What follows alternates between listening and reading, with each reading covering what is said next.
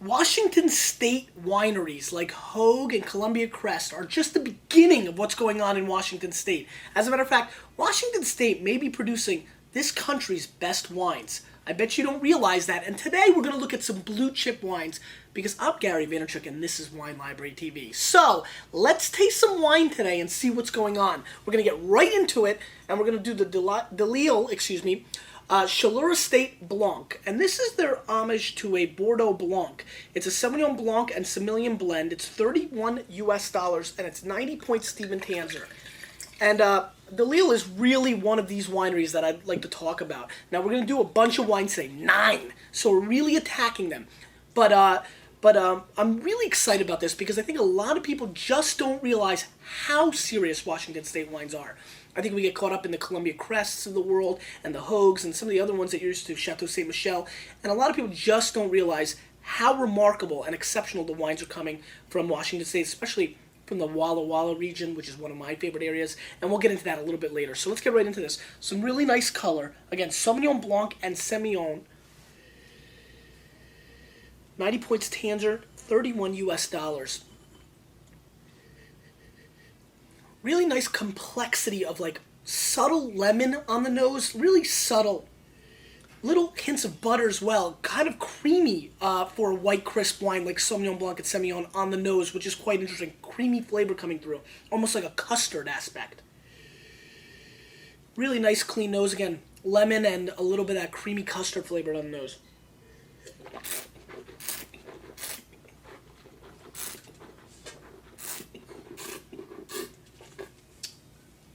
Wow, 100% new French oak for this wine. And I gotta be honest with you, this is a lot more New World than most Bordeaux Blancs. So even though they are paying homage to it, this is very much a New World spin on it. There's definitely an overriding creaminess and almost like a cream puff exploding in your palate, which I like a lot. Very elegant, extremely smooth. My only remorse is that this wine is $31, and that makes me realize that a lot of people are just not going to jump on it and try it. It's not really priced as an entry to this category. That being said, the few unfortunate people that can afford this wine or a white wine, an entry wine at this price point, should definitely attack this wine. Right off the bat, I'm thinking like blackened grouper to go along with this would be outrageous, especially, or mahi mahi with the mango. You see that so much, that combo at a lot of restaurants. I think this is the perfect wine for that combo. Huge structure, flavor still coming through on the palate.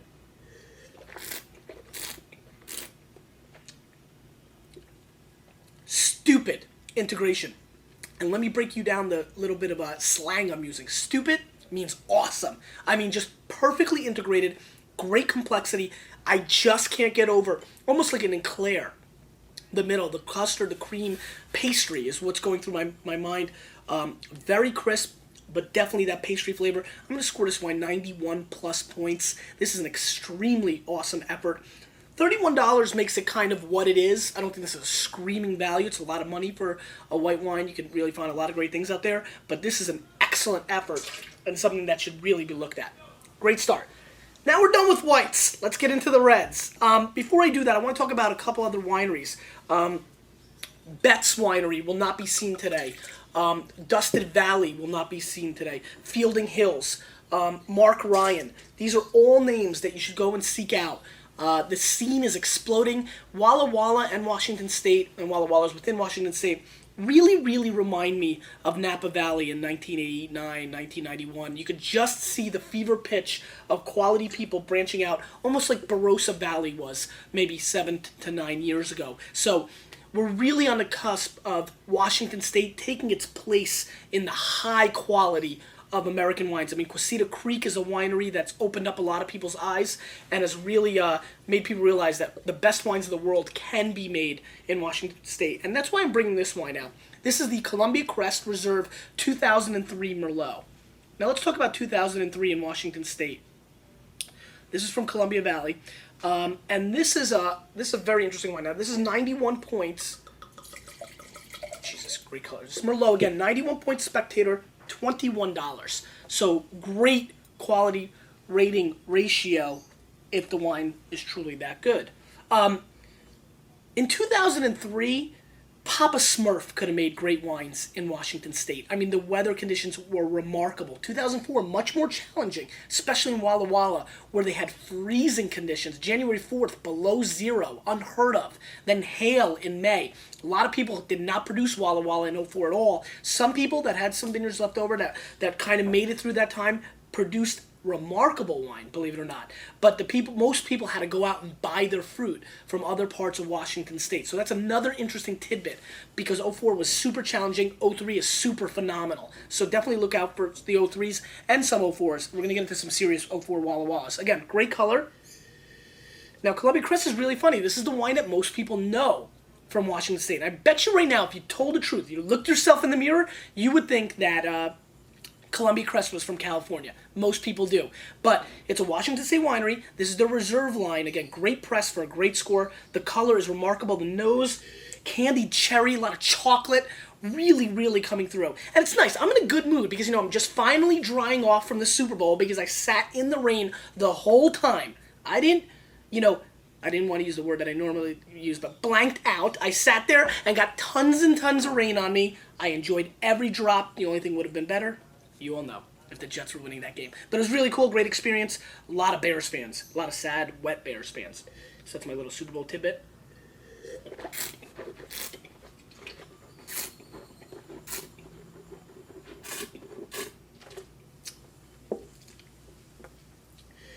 All Merlot haters, come over right now. Sit down.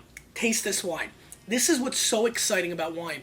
This movie bashes Merlot. Merlot sales crash. Merlot sales crash don't allow people to charge as much for Merlot as maybe they used to be able to. What happens? Opportunity. Marketing dictates the market and leaves open opportunities like this. This is $21 US for a Merlot from Washington State that brings the thunder. Now, this is New World. Old World fans, I know, you leave the room often. I kind of feel bad when I do the Old World fans a lot, but you're going to have to leave the premise, leave the club, go home, go to sleep, because this is a bomb. But it's well-structured, chocolate, little raspberry, little cassis, a little hint of vanilla. This is a serious bottle of Merlot. I'm going to go 90 points. Spectator went 91. I think it's a little generous, but taking the dollar equation, $21. This is a value. Great structure, New World fruit, very elegant. All those people that love to go to Smith & Wolinski's, BLT, all those steak places, this is your kind of wine. This is a Merlot that acts a little like a Cabernet.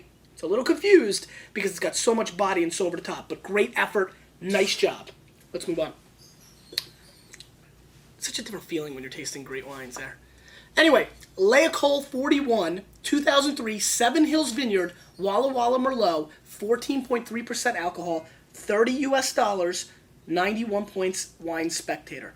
Quick little story about Léocole 41. When I first started buying wine for Wine Library, 1998 circa, I was all pumped up to find this winery. We didn't carry it. I had no idea who carried it, but I read all the reviews from Parker and Spectator. I always wanted to carry this wine. Finally found the distributor.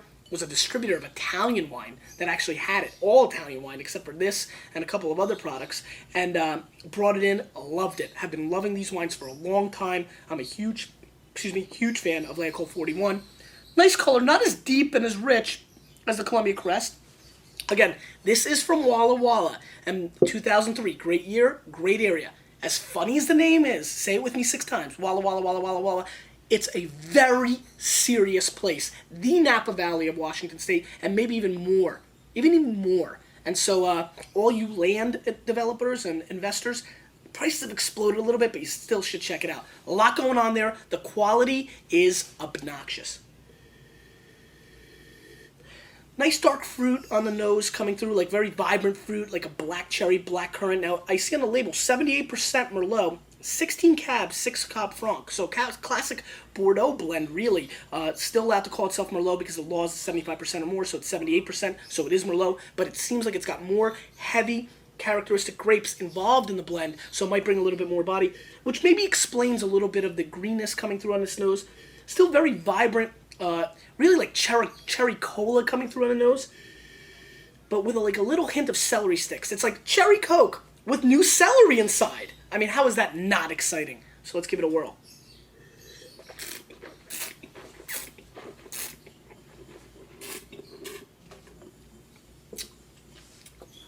These wines have been open for about 3 hours.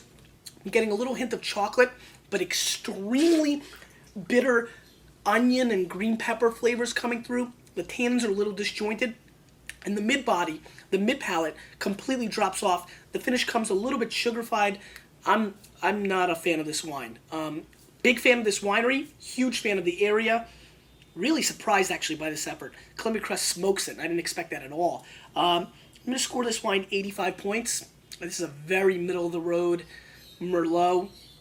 You can find this flavor profile because of the heat and the bitterness, and almost feels like the stems were in there and just disjointed. I think you can find this flavor profile in a lot of $8 to $10 Merlots out there, and for that reason, this is a humongous pass. And let's move on. D2 from Delille, 2003 from Columbia Valley. This wine is $32 US and 91 points. Wine Spectator, 100% New French Oak. And the D2 is a very interesting concept from Delille. This is kind of their homage, again, to Bordeaux. They're very influenced by the Bordeaux scene, as we like to call it. And D2 is kind of their second wine. Almost like, the second wine, a lot of times like Fort de la Tour or Pavillon Rouge for Margaux, Fort de la Tour for Chateau Latour. That's what they're looking to do here. It's a Cabernet Merlot and Cab Franc blend, but for a second wine, 91 point Spectator, $32. Very fair price if it delivers. Wow. Really, really nice color and an exceptional nose. Actually, like a hint of milk chocolate covered Snickers melted on a bunch of Twizzlers. I mean, it's just an enormous Halloween fest on the nose. Getting a lot of chocolate, but getting that real heavy Twizzler aspect flavor. Dark cherry, a little hint of raspberry jam as well, like the real kind, and that makes me like this wine a lot on the nose. Wow, this is an incredible nose.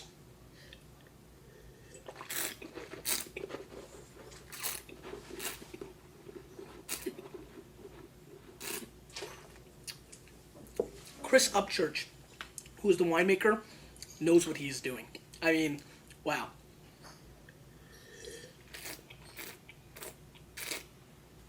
Enormous tannin structure. Like monstrous. This wine will last 10 to 15 years easily.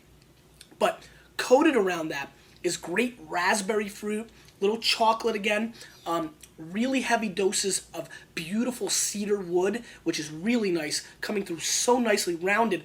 Almost with the cedar hitting the raspberry, gives you a fake sense of cinnamon, almost a spearminty, minty flavor on the finish. Really like it. Really attractive. It's dancing, and maybe even dirty dancing all over your palate, and that, to me, is a very big accomplishment.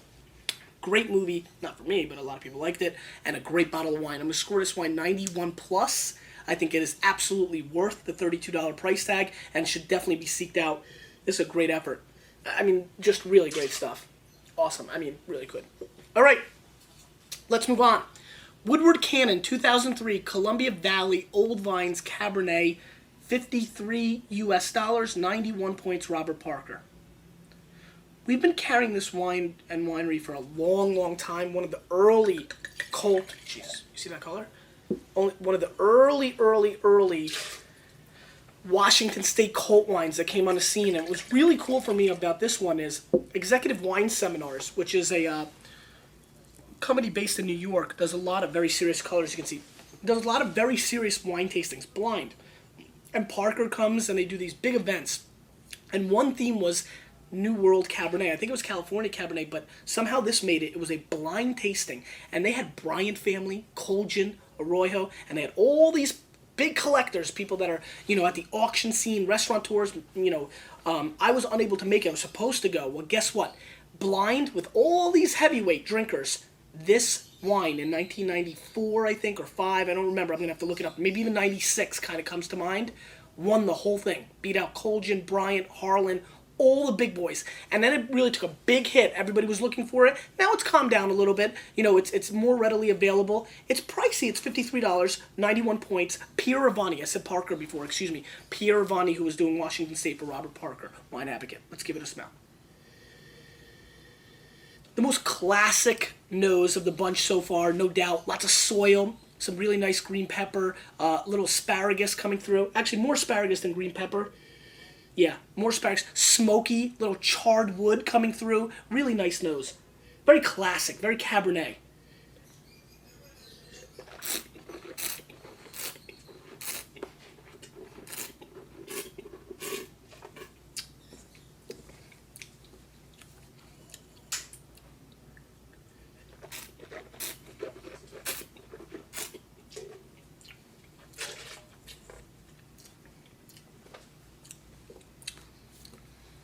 A little oaky, a little oak monster coming through.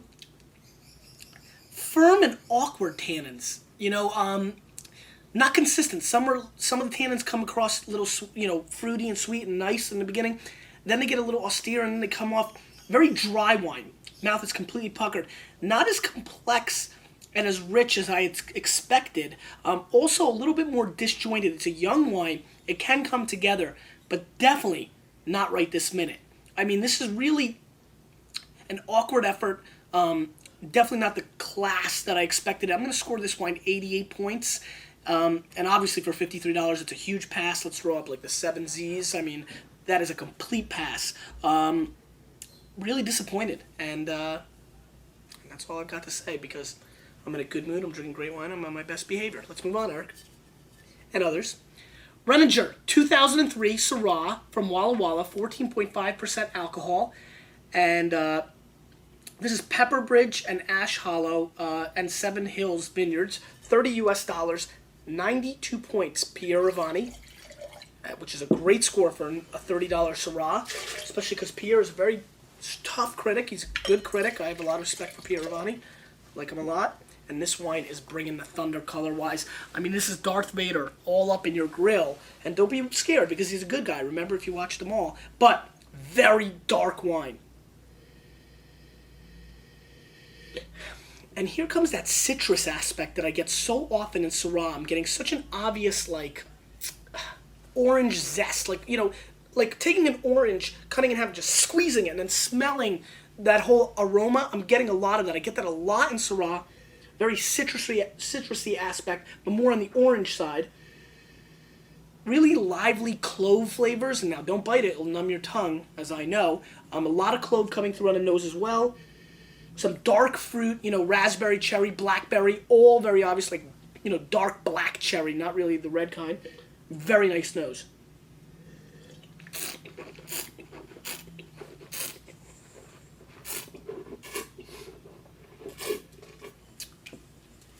Chuck, are you watching? Chuck Renninger, you killed this. This is fantastic. Completely silky, a lot of structure. I mean, just really opens up a lot of fruit on my palate. This is a lot going on. This is a profound effort. Very silky, very smooth, but an enormous amount of fruit. I mean, like going to a great, what do they call those things? Farmer's market, buying every piece of fruit on all 80 of those stands, but only bringing a little plastic bag and fitting it all in there. There's a little hole. This is a pretty little hole to fit all that fruit into. That's a remarkable effort. I mean, just all sorts of fruit coming all over your palate, beginning, mid, finish, still tasting the wine. Blows away the finish of every other wine. This is an exceptional effort. Pierre Ravani was absolutely right to score this 92 points, and I'm going to one-up him. This is a 93-point effort. This is an exceptional bottle of Syrah. Very engaging, and not too over the top like some of the Barossa Valley Shirazes that come and just shoot too much sugar, too much fruit, almost taste fake. Not this. This has the characteristics of the Northern Rhone, structure, complexity, and completeness. However, the grip and the flavor profile and the excitement of Washington State, this is exactly what I see coming out of Walla Walla. 93 points, 100% Syrah. Killed it. Let's move on. Columbia Crest is scared. It's a pretty tough act to follow. Columbia Crest, Columbia Valley, 2004, Syrah. 90 points Wine Spectator. And this wine is $18 US. So, if it holds tight for its score, it becomes a screaming value. Let's see. Again, I'm really excited about showing these wines because I think Columbia Crest is a very interesting winery and really sums up what I think is going on in Washington State. And let me tell you why. These are the Columbia Crest reserve wines. The first one I really liked. Second one I hope to like. I mean, I've had a lot of reserve wines from them in the past, especially the Walter Chaleur, which is their blend. Seek that out if you get a chance. And here's the difference. Columbia Crest is a very mass-produced, regular, everyday wine in Washington State that sells between $6 and $8 and $10. There are many similar wineries like that in California. But here's what's different. Where Columbia Crest's reserve line falls into the $18 to $25 range, and so far what I've tasted, and in normal circumstances brings the thunder and brings high quality, many of the California wineries' counterparts at the same price point, their reserves fall in the $80 price range, and many times fall flat on their face. And that, to me, has been the significant difference so far. And the same thing with the Chateau Ste. Michelle wines and some of the other producers. Their reserve wines in Washington State tend to be a little bit less and have always come through a little bit more for me. And that obviously makes me a little bit more excited about those wines. So let's move on. Now you know what's going to happen. This wine's going to, stink. Anyway, $18. Great nose, so it's off to a good start. Almost has like a Dr. Pepper flavor profile on its nose. Yeah, it shot to me like so quickly. This nose has a lot of Dr. Pepper in it. And no, they don't pour Dr. Pepper into the barrels, so I can save myself 3 emails. Little Dr. Pepper, very, very, very pronounced black currant, and even a little black raspberry. And that's a fun one to be part of my vocabulary, as you guys know. Also smells a little smoky, almost like going to a barbecue pit and just getting some of the smell you get out of that. Let's give it a whirl.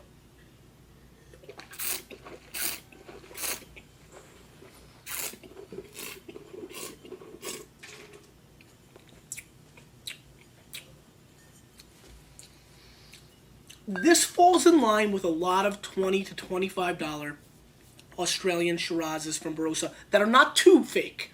This is half fake. Half fake. What's half fake? Almost like I don't know, half fake. We'll think of something cool. What? Tara Reid. Tara Reid. This is Tara Reid, according to Eric.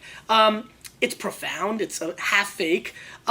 It's it comes across pretty Rhone-like for a little while, but then there's just a little too much residual sugar, and the fruit becomes a little artificial flavored, a little bit like high C juice, but not all the way. I don't want to categorize it in that way. And as a matter of fact, many of the biggest selling wines and things a lot of people like, Marquis Phillips comes to mind right away, and many of the other Slipstream and a lot of the big selling wines in the $15 to $25 range in Australia really come with this flavor profile as well. I kind of like this wine. It hurts me that it's a little half fake, and I'm going to score this wine 89 plus. I mean, it's right on the cusp of being a 90-point wine. $18 makes me very happy about it. Maybe because it's coming right after Renninger, but I've had a lot of those kind of experiences. I don't think so. It's a good bottle of wine. And maybe if it mellows out and some of the artificial flavors go away in the next year or so, it can really reach that level of being a complete steal. Because let's be honest, a 90-point quality wine at $18 that's very big and very full and lots of fruit is a good buy. And now the crown jewels, and I'm super stoked to try these wines. Did I say soaked? I'm still soaked a little. I'm very excited to try these wines. I think these are profound efforts. I've had these wines in the past, and I think this is some of the most interesting stuff coming out of Washington State, albeit they've gotten a little bit pricey. And what am I talking about? I'm talking about Cayuse. This is a 2004 N. Chamberlin Vineyard Walla Walla Syrah 14.7 alcohol, 60 US dollars, not rated yet, that I know of. Cayuse is hot, to say the least. They've been getting tremendous scores. I'll stick that right there for a minute. And the Bionic Frog, which is really their hot wine, has been something people trade and go after, and just really hot winery. They've been really producing some really exceptional 94 to 96, 93, 95 point scored wines. This is their 04. Again, tricky vintage, but profound. Just the volumes are way down. They were just unable to produce the kind of quantities that they normally would have liked to. Let's give it a whirl. These are such interesting wines. This nose is totally on a different planet. And we've been loving the wine so far today. Think about it. This is a 99 point nose. I mean, This wine has an enormous... I'm dying. I can't wait to get the emails from people that are going to email me and say, absolutely. This has a red cabbage nose. A lot of red cabbage on the nose. Almost a sour pickle juice flavor coming through as well. Smoky beef jerky. Snap into a Slim Jim, Macho Man style. I ate a lot of Slim Jims from 1992 to 1994. That's what you do when you're at the cash register of a liquor store. I'm telling you right now, this has a very obvious Slim Jim, red cabbage, pickle juice, Meritage. And if you don't think that sounds delicious, then you're not me. Let's give it a whirl. Wow, this wine's nose is insane.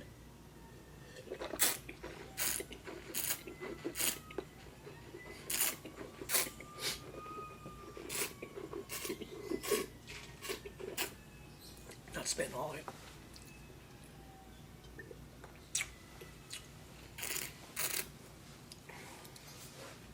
This is so extracted that it's not even funny. I mean, they just brought every piece of living juice and flavor out of these poor darn grapes. They were like, enough. Wow. Very, very vegetal, but very, very profound and very luscious. Lots of chocolate. Lots. I mean, Cocoa City coming through on the flavor profile. Again, with that same, it smells and tastes the same, which is not always the case with wine. This is very complex, very rich, almost like a chocolate and cigar. More than ever before is there a tobacco kind of flavor profile shooting through this wine.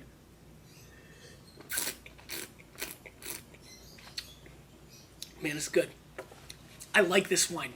It's probably not for everybody, and it's extremely young, but the smoky charcoal, beef jerky, cabbage mixed with chocolate and tobacco and all that going on is so enlightening, and it's so thick. I mean, come on, pour it on your ice cream thick, and just an enormous explosion of flavor in your palate. Things are still going on right now. This is profound. I'm going to score this wine 95 points. This is a 95-point bottle of Syrah. It's expensive. It's a New World wine. This is not to be confused with a Hermitage or a Côte Rôtie or anything from the north, but definitely not the flavor profile you get out of the big scored Australian wines. This is true Washington State. The terroir of the area is coming through on the flavor profile, and it's profound. Score this wine 95 points. And I'm not even hesitating. Let's move on. Cayuse. 2004 Cailloux Vineyard, 15.5 alcohol. I'll be very honest with you, my palate just whispered in my ear and said, be careful, because if that was that for 14.7, was it there? 14.7, this could be an absolute bomb. This is from the Cailloux Vineyard, which is very, very famous. $60 US again. No score that I know of yet, but the pedigree is there, and I gotta be honest with you, I may even be slightly intimidated in tasting this wine, and that doesn't happen often. Here's my recommendation of the day. If you've never had a Cayuse wine, get on their mailing list, Google them, Yahoo them, whatever you do. Ask whatever people use out there. Get on their mailing list. I have a feeling as this wine continues to gain in popularity, it's a wine that we will be unable to get. Great color. Extremely dark again. And let's go. Different. This is the Skittles Rainbow, and nobody likes to jump on the rainbow on their unicorn more than me. That's right. And I like it, and I'm getting on. Let's go. We're going to hit this rainbow, and we're going to hit it hard because it's coming out massively. Yeah, tremendous amount of tropical fruit. I mean, this is the Skittles packed in the blue package, not the red package, the light blue. You know what I'm talking about. This is really, really candy. I mean, this is cotton candy. This is Skittles. This is those. It's a candy store in this nose. And that's that.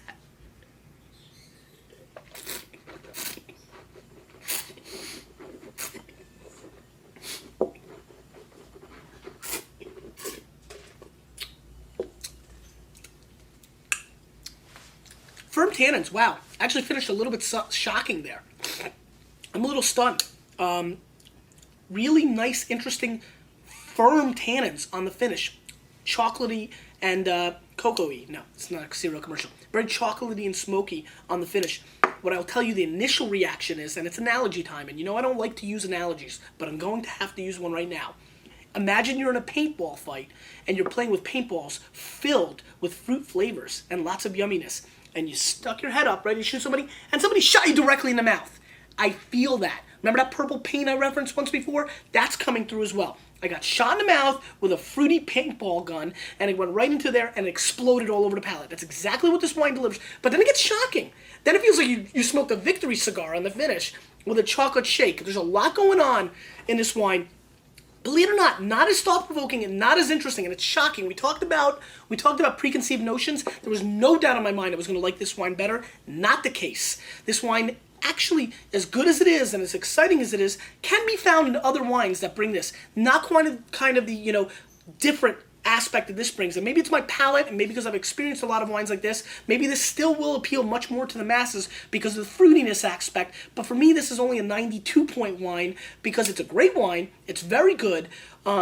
But it's not intriguing. It's not different. I didn't find something different. And I feel like as your palate changes, you're looking for that different thing. You're not going for the most popular song, even though I stink with songs, or the most popular movie. You're looking for those indie films or for that garage band. This is a garage band, and this is a Hollywood, blockbuster.